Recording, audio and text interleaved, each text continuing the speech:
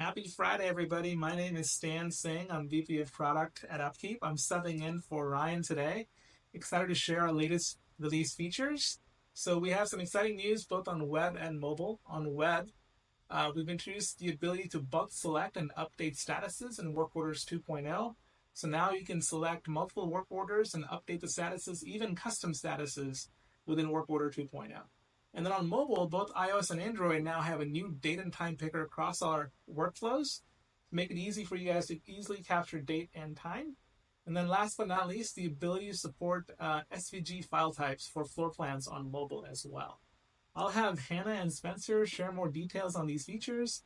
If you guys have any feedback, feel free to reach out to us, but hopefully you enjoy these features and happy Friday.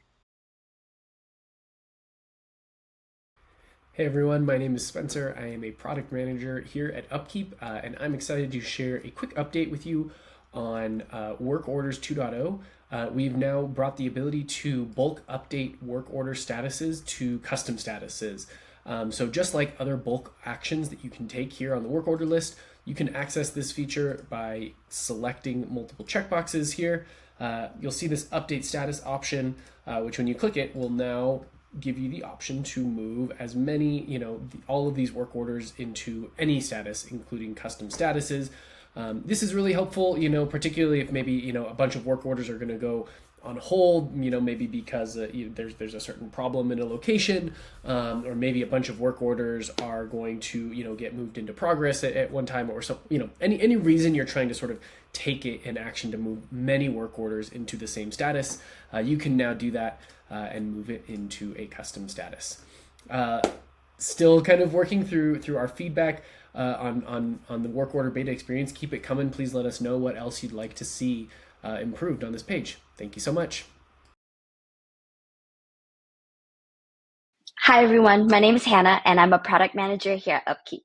For today, I'm going to show you two new features that are now available on mobile for both iOS and Android. And they're both available to use starting from right now. The first one is going to be our enhanced date and time picker.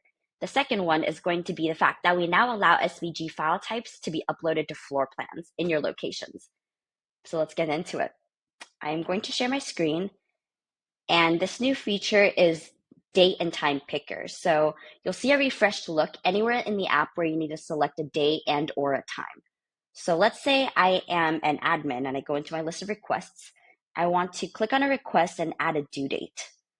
So I will go down here to due date and I'll open it up and I see that there's a new calendar view now. I'll hit a date and I'll hit a time. And then there you have it, updated time and date picker. For the second feature, we're now being able to add SVG file types to floor plans. So I'll show you by going to locations, and then I'll select an existing location, and we're going to add a floor plan.